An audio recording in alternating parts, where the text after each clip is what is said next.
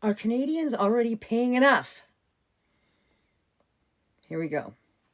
There's a conversation in Canada that people are terrified to have, honestly. The second you bring it up, people assume you hate Indigenous people. But asking questions about money, outcomes, accountability, and government policy should not automatically make somebody a racist. And that's the problem. Because when a topic becomes emotionally untouchable, nobody is allowed to ask whether the system itself is actually working. I was reading an article from the Fraser Institute that argued Canadian taxpayers have already contributed enormous amounts of money toward First Nations programs over the various decades. Now, before people lose their minds in the comments, this is where the nuance matters. Acknowledging historical abuse, residential schools, broken treaties, addiction problems, intergenerational trauma, which I don't personally believe in, and systemic dysfunction does not automatically mean every government policy today is effective. There are two separate conversations. The article pointed out that the fact that the federal spending tied to Indigenous programs increased massively over time, even after inflation and population growth weren't accounted for. One figure claimed spending per registered First Nations person rose from roughly $922 in 1950 to just over $9,000 by 2012 in inflation adjusted dollars. And the argument being made is this: if funding keeps increasing decade after decade, but social outcomes in many communities still struggle, then maybe the issue is bigger than simply spend more money. That's the uncomfortable question, because eventually people start asking, where is the money actually going? How much reaches regular people?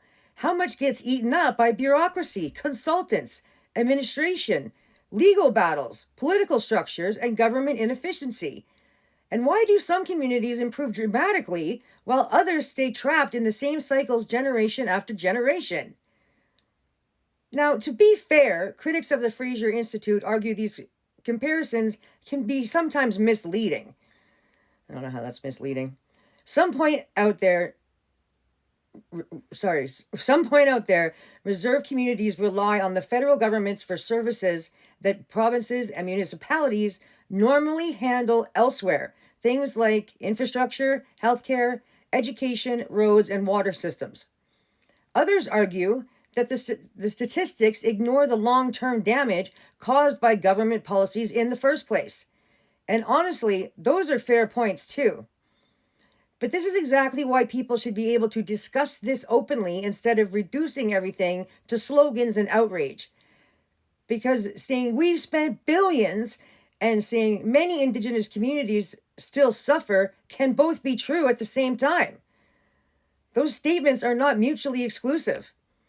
And maybe the real issue is that Canadians have become addicted to believing every problem can be solved by simply throwing more taxpayer money at it, without demanding any measurable results, accountability, transparency, or structural reform. That applies to almost everything in this country right now: healthcare, housing, addiction, homelessness, education, and yes, indigenous policy too. At some point, compassion without accountability stops being compassion and starts becoming political theater. And that's a conversation no one wants to have. So, guys, I've discussed this many times too. I know that the First Nations communities, their history in this country, it was not good. It went bad, okay? It's also over. And you're very, very few people left here who, by the way, were never here when the treaty rights were signed, right?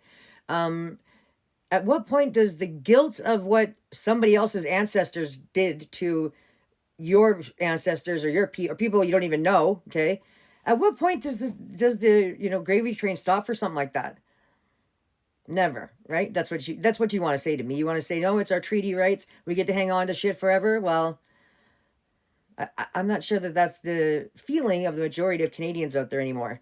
If we saw $1 trillion go into the First Nations, programs, and there was great success with them, nobody has a problem paying for that. But when there's no success whatsoever, or like 1% successful, that's when the buck stops here, you know? So that's the essay for today. I'll see you guys on my next video. Ciao for now. Mwah.